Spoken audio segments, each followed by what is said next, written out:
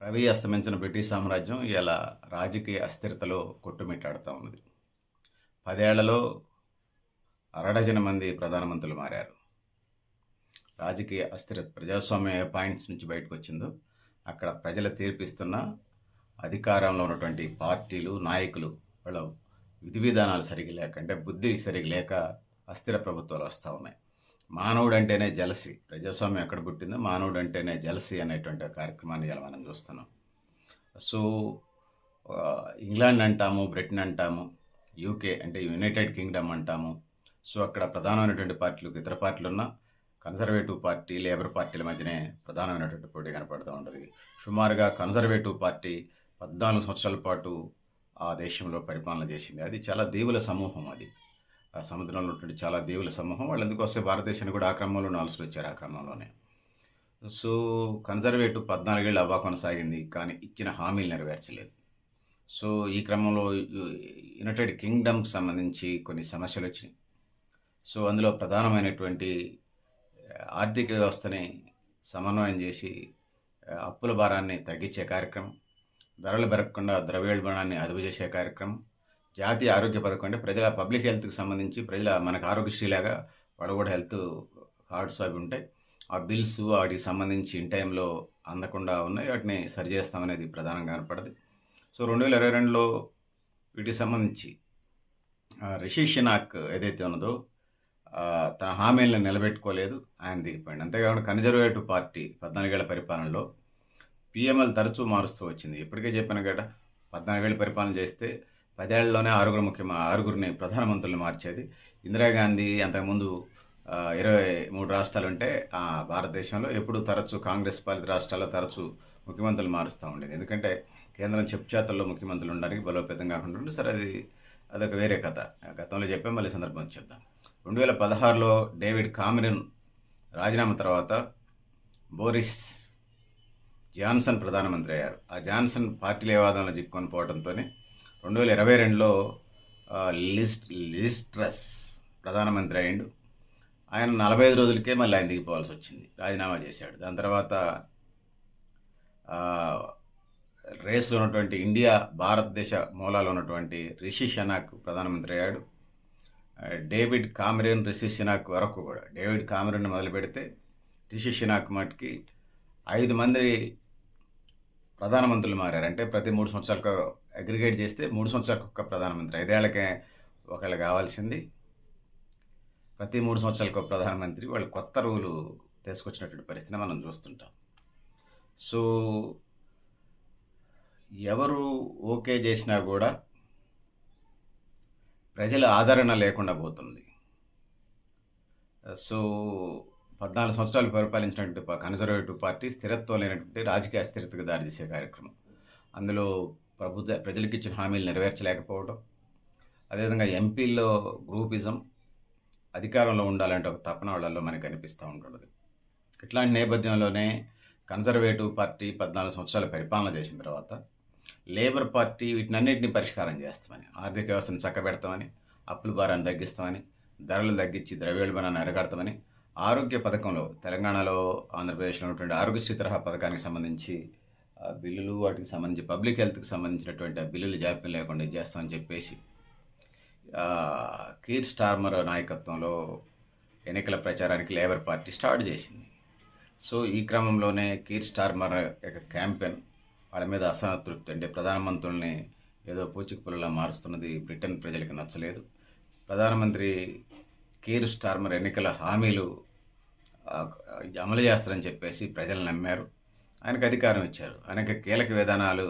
దాని తర్వాత ఆయన అధికారంలోకి వస్తే వీటన్నిటిని అమలు చేస్తున్నటువంటి వీటిని ఆర్థిక వ్యవస్థను చక్కబెట్టడం, అప్పుల భారాన్ని తగ్గించడం, ధరలను అరికట్టడం, ద్రవ్యోల్బణం తగ్గడం, ఆరోగ్య స్కీమ్కి సంబంధించి, జాతీయ ఆరోగ్య పథకానికి సంబంధించి లేట్ లేకుండా చేస్తానని చెప్పేసి రాజకీయ సుస్థిరతను కూడా చేస్తానని చెప్పేసి, దాంతోపాటు దేశం ముందున్నటువంటి సవాళ్ళను అధిగమించి ప్రపంచ దేశాల్లో నిలబెడతానటువంటి హామీలు కీర్ స్టార్మర్ నిలబెట్టలేకపోగా, సో జరిగినటువంటి ఉప ఎన్నికల్లో ఆయన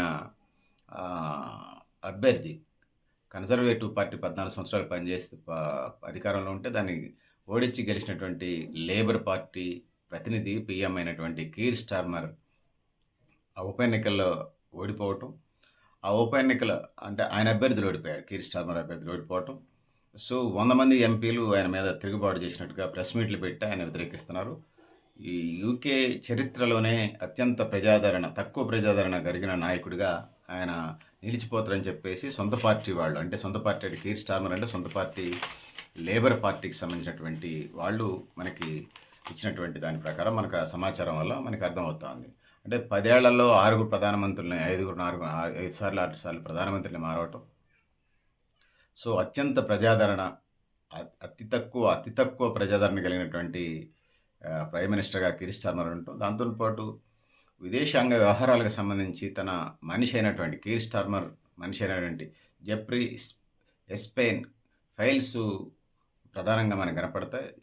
ఈ ఎప్సైన్ లైంగిక వేధింపుల ఫైల్స్ బయటపడటం కీర్ స్టార్మర్ రాజీనామాకి కీలకమైనటువంటి పరిస్థితిగా ఉంది. ఏ దేశంలోనైనా రొమాంటిక్ విషయాలు అట్లనే వస్తాయి. సామాన్య జనానికి వెళ్ళిందనుకోండి చికాకు పడుతుంటారు. సిన్సియర్గా ఉండాలి అధికారంలో. అవినీతికి, బంధుప్రీతికి, ఆశీర్వపక్షపాతానికి, రొమాన్స్ కూడా దూరంగా ఉండాలి. పెళ్లి చేసుకొని కాపురాలు చేసుకోండి. రెండో భార్య కూడా వద్దు, రాముడిలాగా ఉండాలి. సో కీర్ స్టార్మర్ మనిషి, కీర్ స్టార్మర్ ప్రధానమంత్రి మనిషి, ఎవరు పర్మిషన్ లేకుండా జెఫ్రీ మీద ఆరోపణలు ఉన్నాయి. కీర్ స్టార్మర్ మనిషి అయినటువంటి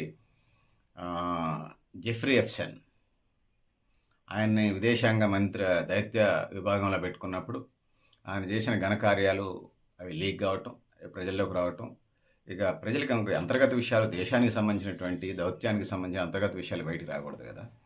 అతను చేసినటువంటి యథోపనుల వల్ల ఆ లేబర్ పార్టీలో కీర్ స్టార్మర్ పార్టీ ఉన్నటువంటి లేబర్ పార్టీలోనే వ్యతిరేకత వచ్చి ఆయన ఖచ్చితంగా రాజీనామా చేయాల్సిన పరిస్థితి వచ్చింది. ఆ విధంగా యునైటెడ్ కింగ్డమ్, బ్రిటన్ రాజకీయాలు అస్థిరతకి కేర్ ఆఫ్ అడ్రస్గా ఈ 14 ఏళ్లలో మనకు కనపడతా ఉన్నాయి. ముఖ్యంగా ఈ బ్రిటన్ రాజకీయాలకు ముందున్నటువంటి సవాళ్ళు, కొత్త రాజకీయ నాయకత్వాన్ని ఎన్నుకోవాల్సిన బాధ్యత ఆ దేశ ప్రజల మీద ఉంది. దాంతో పాటు ఎన్నుకోబడినటువంటి నాయకత్వం ప్రజల్లో నమ్మకాన్ని కల్పించాల్సిన బాధ్యత కూడా, బిలీఫ్ అనేది కల్పించాల్సిన బాధ్యత ఆ ఎన్నుకున్నటువంటి నాయకుల మీద ఉంది. అదేవిధంగా బ్రిటన్ ఆర్థిక, సామాజిక సవాళ్ళని అధిగమించి ముందుకు వెళ్లాల్సినటువంటి అవసరం ఉన్నది. రాబోయే కాలంలో వీటితో పాటుగా ఇంకా వచ్చే కొత్త సవాళ్ళని ఏవైనా రావచ్చు దేశం ఉన్నప్పుడు. ఆ సవాళ్ళని ఎదుర్కోవాలి. అది EUకు సంబంధించింది, యూరోపియన్ యూనియన్కి సంబంధించిన సమస్యలు కానీ, అమెరికాకి సంబంధించిన సమస్యలు కానీ, నాటోకు సంబంధించింది కానీ, ఐక్యరాజ్య సమితికి సంబంధించింది కానీ, సరిహద్దు దేశాలకు సంబంధించి కానీ, లేకపోతే వ్యాపారానికి సంబంధించినవి కానీ, దేశ దౌత్య విధానాలకు సంబంధించినవి కానీ, వాణిజ్య విధానాలకు సంబంధించిన ఆర్థిక లోటు, ద్రవ్యోల్బణం, ఇన్ఫ్లేషన్, ఇంకా అనేక విధాలైనటువంటి ప్రజల ఎంప్లాయ్మెంట్, ఉపాధి మార్గాలు, సో అన్నిటి మీద దిగుమతి policy, EXIM policy, export import policy, వీటన్నిటి మీద గ్రిప్ తెచ్చుకొని ఆ విధంగా ప్రభుత్వాన్ని మనగలిగించడం ఇవాళ బ్రిటన్ ముందున్నటువంటి ప్రధానమైనటువంటి సవాలుగా మనకు కనపడతా ఉంది. అందుకోసమే ప్రస్తుతం బ్రిటన్ అనగానే ఈ 14-15 ఏళ్ల బట్టి రాజకీయ అస్థిరతకి కేర్ ఆఫ్ అడ్రస్ ప్రపంచంలో మనకి బ్రిటన్ కూడా ఉన్నది.